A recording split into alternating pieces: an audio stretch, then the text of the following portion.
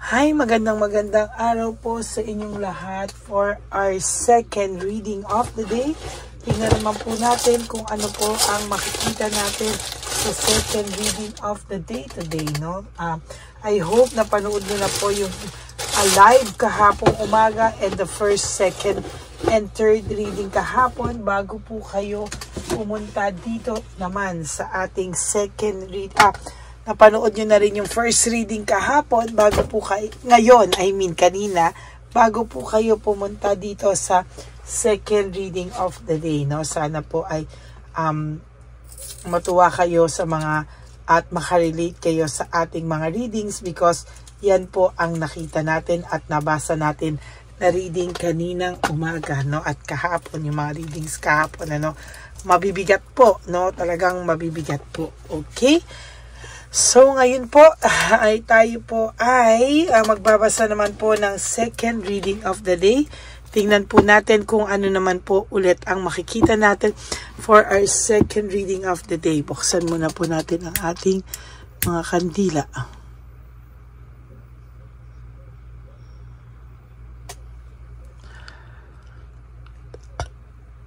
Yan.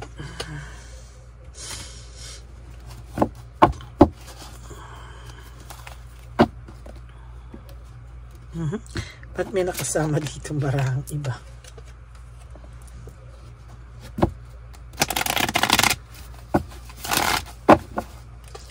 Ano po kaya ang makikita natin sa baraha ngayon?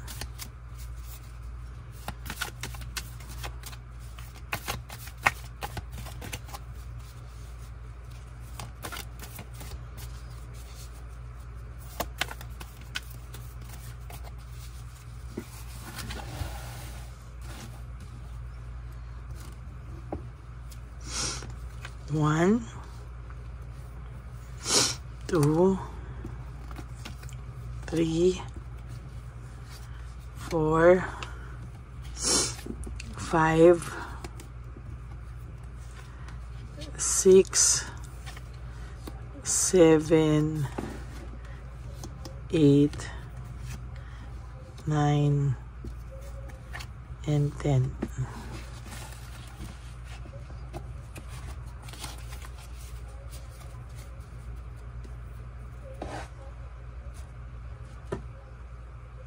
Okay, tingnan naman po natin kung ano po ang makikita natin at mabubunot natin dito sa pangalawa nating baraha.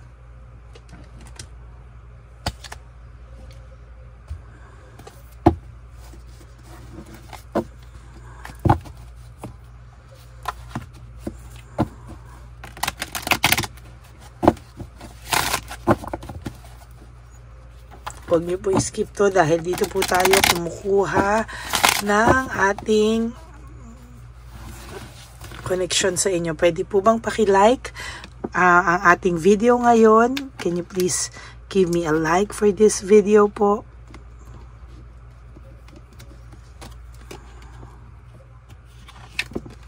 Three, 4, 5, 6, 7, 8, 9, and 10.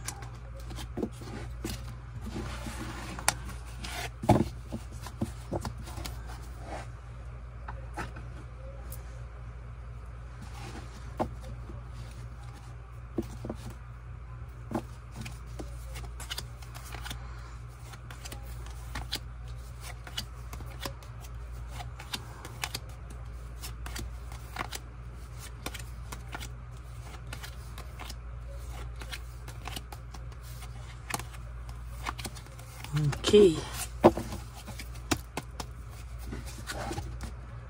Okay, simulan na po natin. May nakikita po ako ditong pagbabago o pag-ikot ng mundo, no? Feeling ko po magkakabaliktad na po ang inyong mundo, no?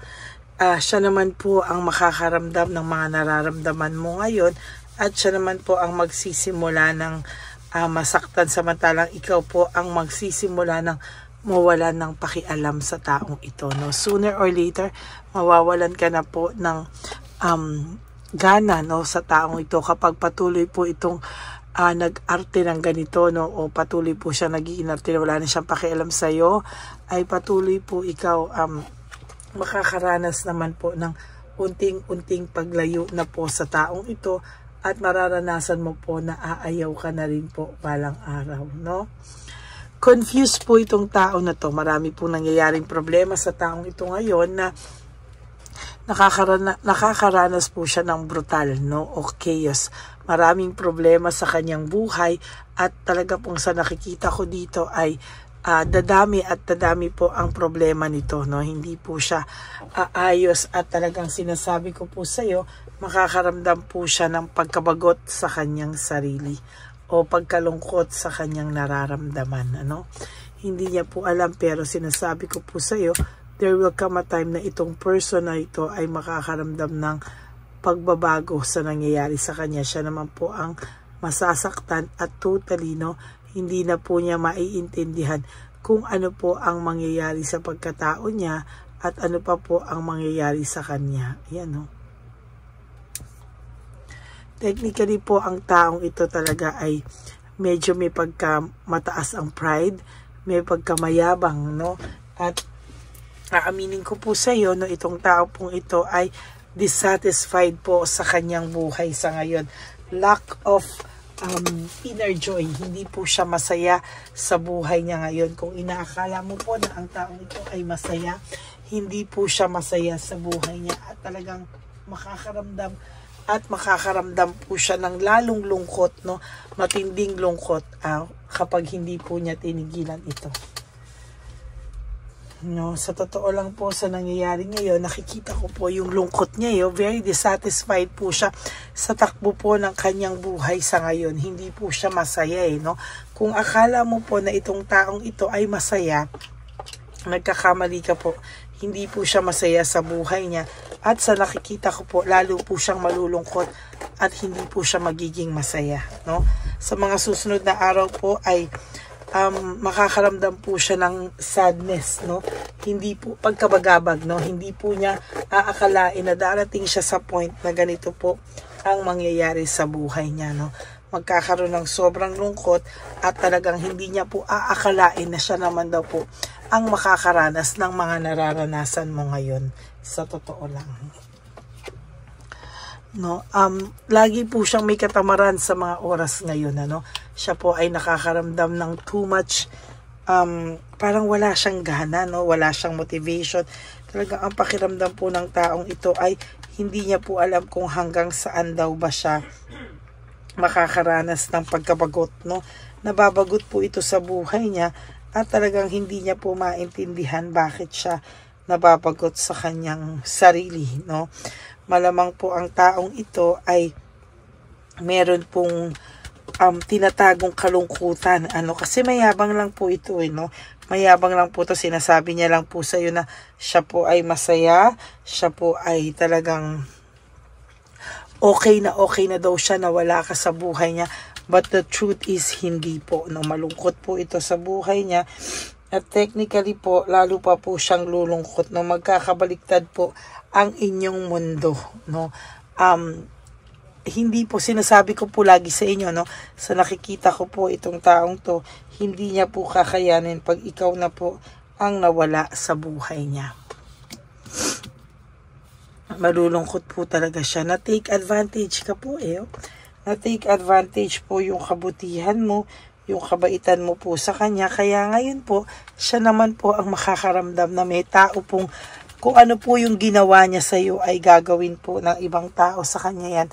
At talagang yan po yung ikakabagsak niya o ikakalungkot niya, no. Hindi niya po matatanggap na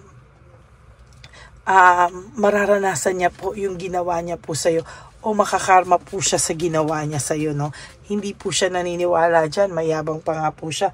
Ang sabi niya po, hindi daw siya tatablan ng karma. So we will see, no. Hindi pala siya tatablan ng karma. So tingnan po natin kung ano po ang gagawin sa kanya ng tadhana sa mga susunod na araw sa buhay niya. No, yan po ang kayabangan niya. So tingnan po natin kung hanggang saan po siya pag ang karma na po ang sumingil sa kanya, no. Hindi siya naniniwala sa karma, no. inaalat lang daw siya ngayon. Sa totoo lang, yan ang pakiramdam niya po, inaalat lang daw siya ngayon. Pero ito pong taong to ay hindi talaga naniniwala sa karma, no? Sabi niya, hindi ako pwedeng tamaan yan. Malakas daw siya at kahit karma daw ay takot sa kanya. Di wow, no? Tingnan po natin kung ano po ang pinagsasabi nitong taong to, na pati daw karma ay takot sa kanya. Mayabang, masyado lang po siyang mayabang, pero sa totoo lang po ay defense mechanism niya po yan. Alam niyo po yung defense mechanism. Sinasabi niya lang po yan para siya po mismo hindi po niya maramdaman yung lungkot, too much sadness. Kasi sa totoo lang po, nalulungkot po ito at hindi niya po alam kung ano po ang mga susunod niyang gagawin sa buhay niya, no? Talagang malulungkot po siya ng malulungkot at hindi niya po yan matatakbuhan o maiiwasan. Talaga pong malulungkot siya ng sobra at hindi niya po yan kakayaning iwasan, ano? Hindi po totoo na pati karma ay takot sa kanya. Ay, bakit ganito tong taong to, no? Ang tigas ng mukha, no? At sobrang sa tigas ng mukha niya, lack of commitment, oh. Wala po siyang magiging successful, no? Wala po siyang magiging successful na relationship sa ngayon. Lagi po siyang malungkot at hindi po yan magiging okay sa mga susunod na araw sa buhay niya, no? Siya po ay tatablan ng lungkot at siya po ay magiging hindi ganon kasaya at lalo na po sa mga susunod na araw, siya po ay makakaramdam ng sadness and loneliness, no? Yan po yung nakikita ko sa kanya kasi medyo may kayabangan po itong taong to, no? Talagang sa nakikita ko po ay sobrang yabang, no? Hindi niya po talaga parang sa kanya hanggang kaya niyang magyabang at matakpan yung kanyang kung ano man ang nangyayari sa kanya, gagawin niya daw po, no? Talagang ibang klase to, kahit na po ito ay distracted, lack of rewards, wala po siya ngayong wala po sa kanya ngayong blessings na dumarating, no? Ay, nako. Talagang matindi, no? Matindi po ito at sa nakikita ko, hindi po ito tatantanan, no, ng malas ngayon sa buhay niya. Siya, sabi ko nga po sa iyo, siya po ang malas-malas sa mga susunod na panahon, ano? Magkakabaliktad na po ang inyong tadhana at ito pong taong to ay makakaramdam ng sobrang lungkot sa buhay niya, no? Yan po ang nakikita ko. Sa sobrang lungkot niya, hindi niya alam kung ano po ang gagawin niya. Yan. No? Yan po yung nakikita ko talaga. Gusto niya pong magkaroon ng fresh start. Gusto niya pong magkaroon ng fresh start sa buhay niya. Gusto niya pong ayusin yung mga bagay-bagay sa buhay niya. Pero hindi niya po yan magagawa hanggang hindi niya po inaamin sa iyo na siya po ay nagkamali, no? Ay na-isolate niya po ang sarili niya ngayon. As a matter of fact, ito pong taong to ay walang ginawa kundi i-isolate ngayon yung sarili niya. Takot na takot siyang mapag-usapan ng mga tao at takot na takot po siyang makaalis sa natakot na takot siyang hindi siya makaalis sa mga pang-iintriga ng tao daw sa kanya, no? Ayan po. So, yan po ang nakikita ko, no? Takot na takot po siya. Takot na takot po siya na pag-intrigahin siya ngayon na hindi siya makaalis sa mga intriga o makaiwas sa intriga ng mga tao, no? May mga nag-impluwensya po sa kanya na lahat ng nag-impluwensya sa kanya, iniwan din po siya sa ere, no? Nagkaroon po ito ng resentment and desire to reconcile with you. Ginusto niya pong patawarin mo siya pero wala po siyang effort at gusto niya po ikaw ang humingi ng tawad kahit na po siya ang nang-iwan, no? At naiisip niya po yung maganda niyong samahan na sinira niya po, no? Siya po ang sumira niyan at talaga pong ayan no, minamanipulate ka pa rin po niya hanggang sa ngayon para ikaw daw po ang mag-sorry sa kanya. Lack of direction, walang direksyon ang buhay ng taong to. Kaya sa totoo lang po, huwag ka pong gagawa ng kahit na anong bagay na siya po ay mananalo, na siya pa po, ikaw pa po magsusorry sa kanya. Huwag ka po magpapadala sa guilt trip niya, hatred and maliciousness. Sa totoo lang po, ang taong ito ay nakakaramdam po ng nagrebelde siya sa iyo.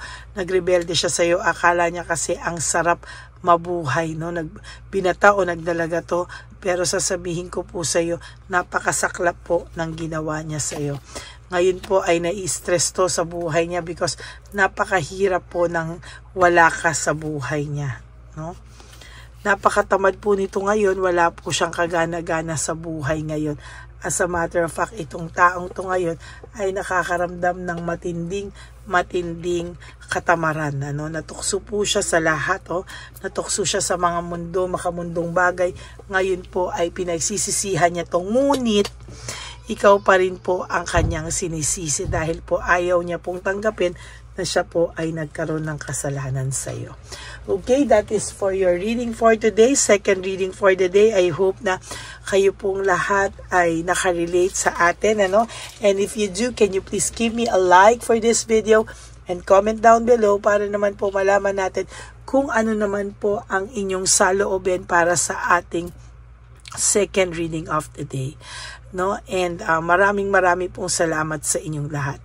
For those of you who would like to have a private reading with me, you can message me po at Lady Lee Elena, that's L-A-D-Y-L-Y Elena, nasa dulo po yan ng ating video.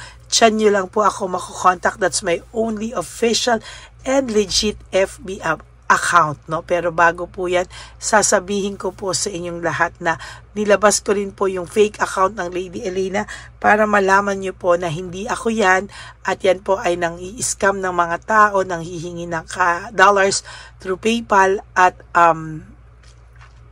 nagsisend po ng link para po kayong lahat ay ma-hack, So ingat-ingat lang po kayong lahat, okay? And sa aking pong mga ever loyal, solid, and faithful na Lady Elena family, I love you all from the bottom of my heart. And thank you po for not skipping ads. Tulong nyo na po yan sa ating channel. Kaya maraming salamat po sa inyong lahat. And ang lagi ko pong bilin sa inyo is that you have to live one day at a time. Do 3 things that will make you happy for today. And make yourself your priority. Love yourself and be grateful every day. And also, life is too short. Don't make it shorter by stressing yourself from all the pains and heartaches na binigay sa inyo ng kahapon. Just surrender everything to the divine universe and just let go and let God write your life and love story. I will be back po for another set of reading. Mamayang gabi naman po, sa ating third and final reading mamayang gabi. Sana po ay panoorin nyo muna po yung kahapon for the live first, second, and third reading kahapon bago po kayo pumunta sa first reading kanina at dito sa ating second reading at mamaya po sa third reading of the day. Okay, maraming salamat po sa inyo and may God bless you all. Bye po! Magandang gabi po ulit sa inyong lahat. Ako po ay muling nagpapaalala sa inyo na mayroon pong lumalabas sa FB at Messenger account na fake account po nang hihingi po ng $25 through PayPal at hindi po yan totoo. Huwag po kayong maniwala dyan. At pag sinabi mo po na gusto ko pong marinig ang boses nyo, or makita kayo, ang sasabihin po ay magbibigay kami ng link, buksan mo yan, at pagkatapos ay makikita mo ako. Wag po kayong maniniwala dahil yan po ay hindi totoo. Yan po ay isang malaking scam na pag binuksan nyo po ay mahahack po lahat sa inyo. Mahahack po ang inyong mga personal details. Lahat ay mahahack. Ako po ay nalulungkot na ito po ay nangyari, ngunit sa talagang may mga tao pong masasama at may mga tao po talagang hindi makatiis na hindi gumawa ng masama sa ibang tao. Pero maging aware po sana kayo. Tulungan nyo po ako. I-report po natin yung fake na yan at sa FB para siya po ay mawala na at wala na po siyang